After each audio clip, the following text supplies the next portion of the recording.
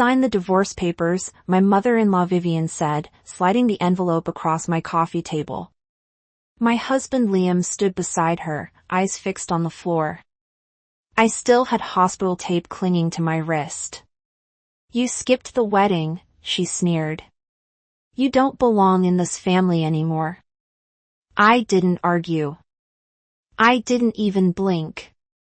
I picked up the pen and signed slowly, deliberately. Her smile widened, certain she'd finally broken me. But as the ink dried, something shifted. They thought it was the end of a marriage. It wasn't. It was the beginning of something none of them were prepared to face. When people picture a perfect marriage, they imagine balance, two people carrying equal weight. Ours never looked that way from the outside. Liam cooked, cleaned, ran the community kitchen downtown. I worked 70-hour weeks as a financial strategist, the kind of job that demanded silence, order, results. He was the warmth in our home. I was the structure. And for 3 years, it worked. Until his mother decided it shouldn't. Vivian Grant believed a woman belonged in the kitchen, not the boardroom. She never said it kindly. She said it like gospel. A man who lets his wife pay the bills, she told anyone who would listen, isn't a husband. He's a pet. I'd hear her words secondhand through family dinners, through the awkward glances of her friends who suddenly pitted Liam. He always tried to protect me. "She just doesn't understand modern marriages," he'd whisper, rubbing the back of my hand. But I did understand. I understood that some women never forgive another woman for doing what they never dared to.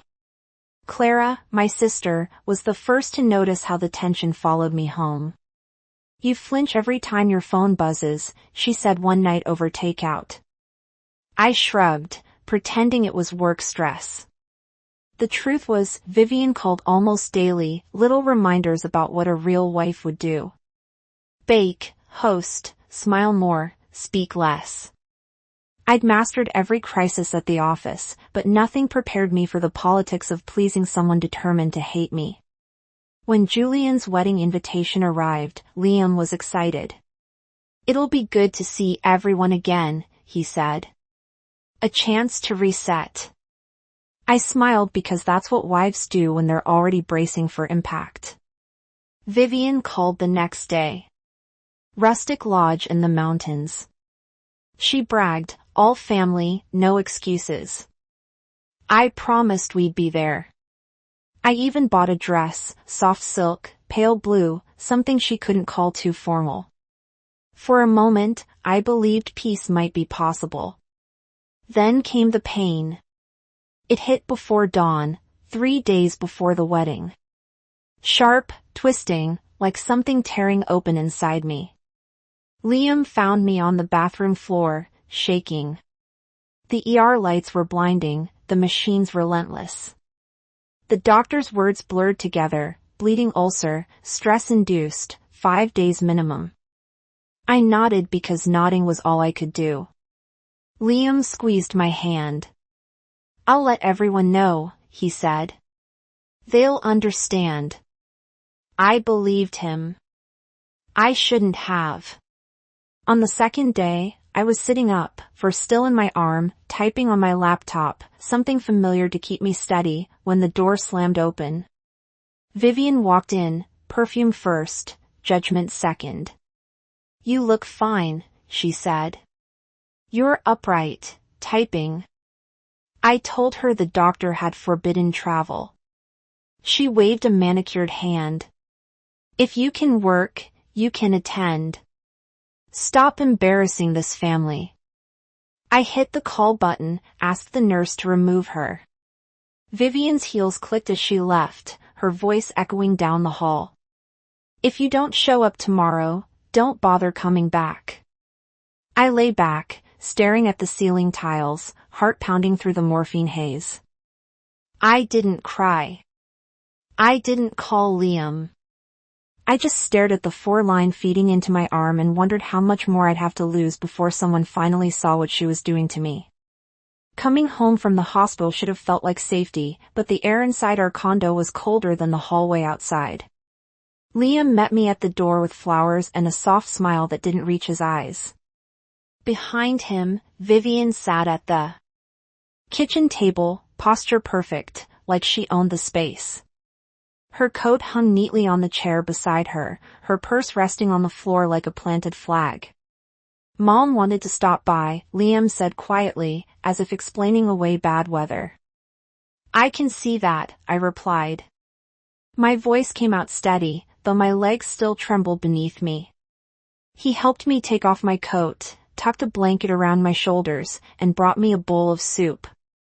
Ginger and lemon, my favorite. He was trying, but the scent made my stomach turn when Vivian cleared her throat. We need to talk, she said, pushing a manila envelope across the table. I knew that color, that thickness, the weight of it before I even touched it. What is this? The next step, she answered. Liam frowned. Mom, what's in there? Clarity, she said simply. If Evelyn wants out of this family so badly, let's make it official. It wasn't until the paper edge brushed my hand that I saw my name typed across the top. Petition for dissolution of marriage. My pulse thudded so hard I could hear it in my ears. You brought divorce papers to my house. I brought them to save my son. Vivian replied coolly.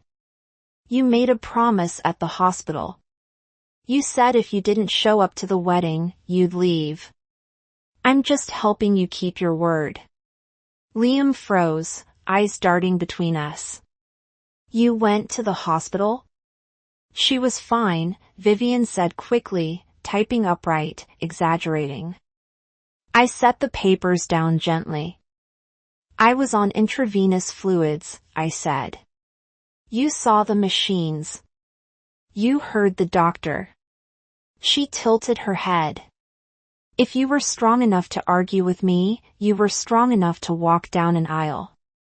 The silence in the room stretched like wire about to snap. Mom, Liam said, his voice shaking. This is insane. You can't just, she's turned you into her servant, Vivian snapped. You cook, you clean, you cater to her schedule. What does she give you besides an empty bed and a tax deduction?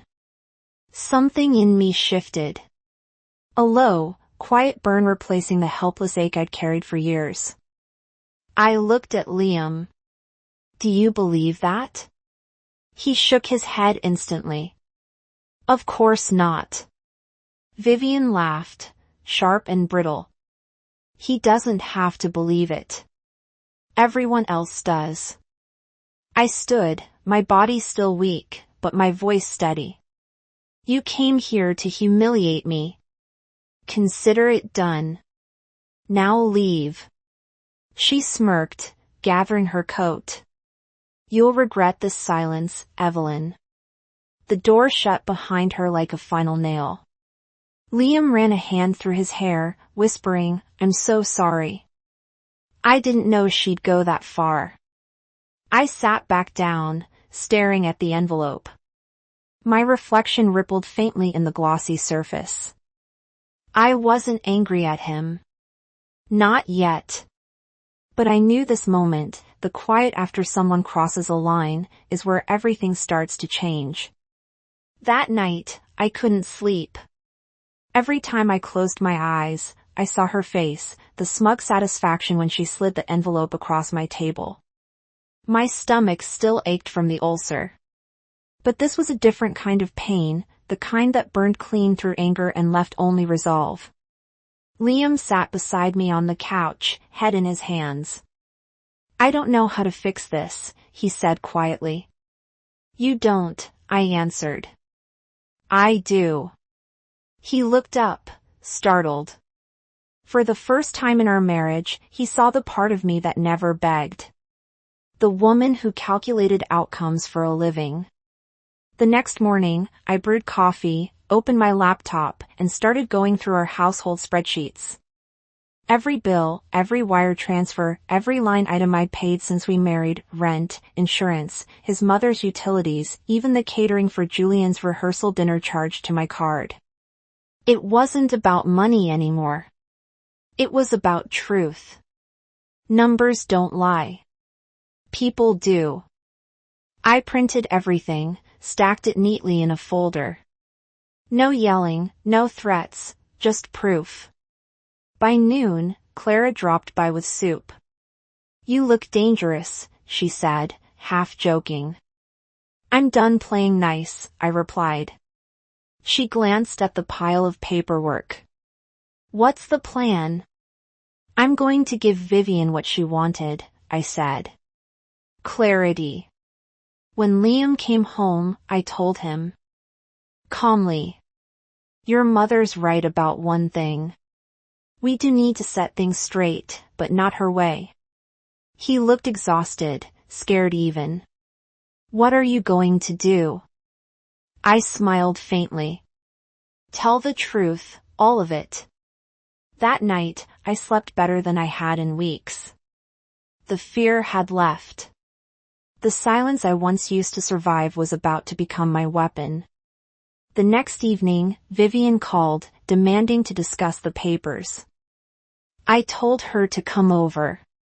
My voice was flat, steady. She thought she was walking into a surrender. She had no idea it was an ambush built on facts and years of quiet endurance. When I hung up, Liam asked, "Are you sure you're ready for this?" I folded the final page into the folder and met his eyes. "I've been ready since the day she decided I wasn't enough." Tomorrow she'd learn what silence sounds like when it finally speaks. Vivian arrived the next afternoon exactly on time. Her heels clicked against the hardwood like a countdown. She didn't knock. She never did.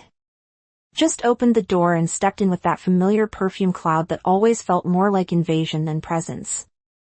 Liam stood beside me, hands clasped tight, but she looked right through him. "I brought a notary," she said, dropping her coat over the chair. "Let's get this over with." "No need," I replied. "You won't be needing those papers." Her brow furrowed, the smallest crack in her perfect control. "Excuse me." "Sit down," I said calmly. "We're going to talk about family the way you like to." She hesitated, maybe sensing the difference in my tone. No tremor, no apology. Then she sat. Her bag, designer and structured, rested beside her like a shield.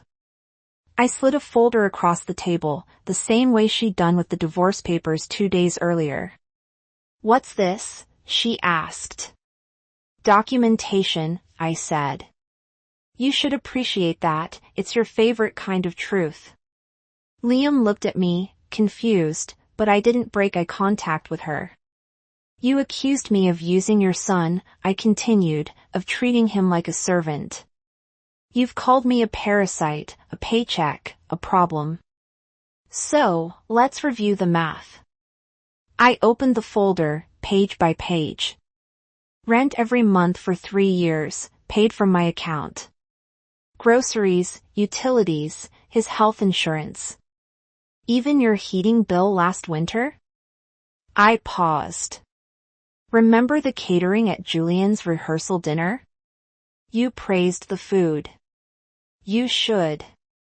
I paid for it. Her face stiffened, the color draining from her cheeks. That's ridiculous. Liam sends me money every month. Yes, I said, money that came from our shared account. A line in the budget labeled Mom. Vivian turned to Liam, desperate. You didn't tell me that, did you? He swallowed hard. I didn't want to embarrass you. She blinked rapidly, eyes darting between us. You expect me to believe this? That you've been paying for everything? You don't have to believe it, I said softly. You can read it. I slid the receipts toward her, the neat columns, the printed statements.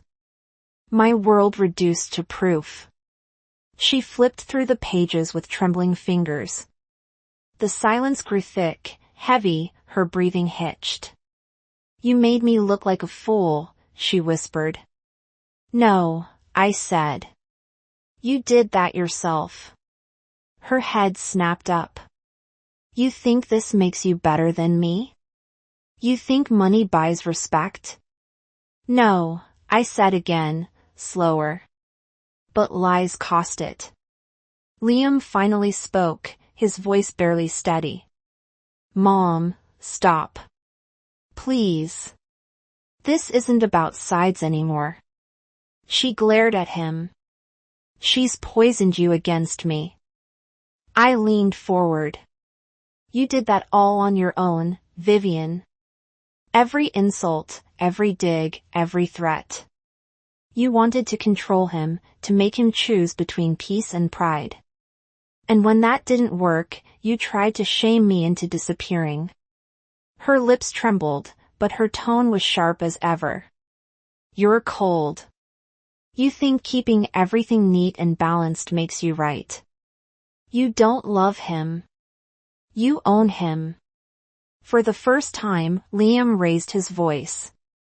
Enough. His palm hit the table. You don't get to talk about love. You use it like a leash. The sound startled even her. She froze, eyes wide. He continued, voice shaking but clear. She's never tried to control me. You have. You treat me like I'm still 12 years old. She turned to him, pleading, Liam, I'm your mother, and I'm your son, he said. But I'm also her husband, and I'm done watching you tear her apart just because she doesn't fit your script.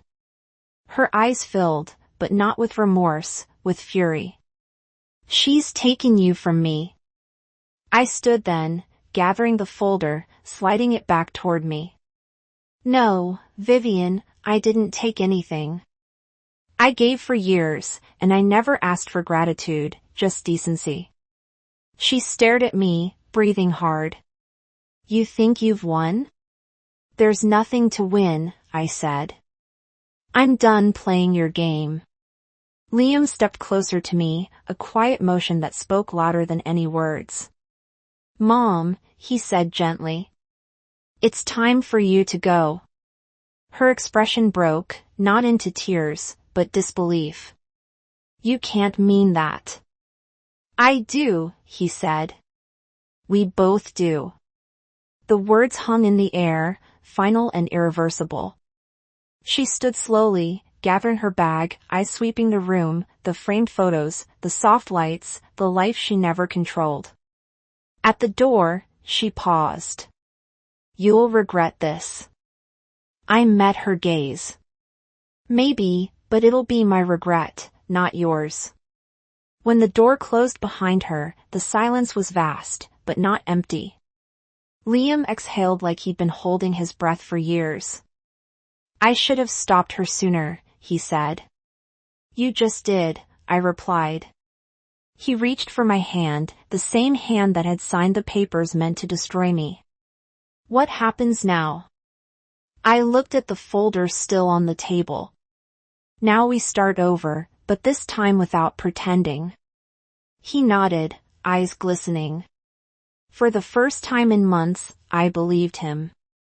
That night, as rain tapped softly against the windows, I poured the paperwork into the shredder. Every receipt, every printed statement, proof wasn't needed anymore. The truth had already done its work.